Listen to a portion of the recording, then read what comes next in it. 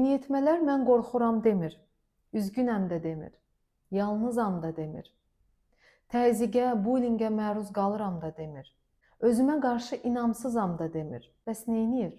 Yeniyetmələr adətən ailə içərisində aqressiv davranış tərzi göstərərək özlərini ifadə edirlər. Bu bir növ duyğu boşalımıdır.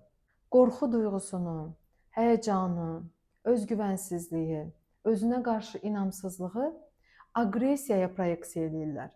Və təəssüf ki, bu zaman valideynlərin əksəriyyəti onların davranışının son mərhələsini mühakimə edirlər və buna görə aşırı tepki, aşırı reaksiya verirlər. Halbuki məsələnin kökü daha fərqlidir. Əgər sizin də yeniyetmə övladınız varsa, onunla savaşa deyil də barışa üstünlük verin.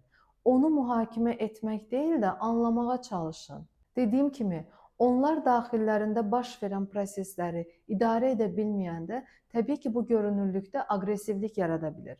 Siz sözün həqiqi mənasında onları ən çox anlayan, onlara ən yaxın olan, onları ən çox sevən və onlara təmənnasız qayğı göstərən olun.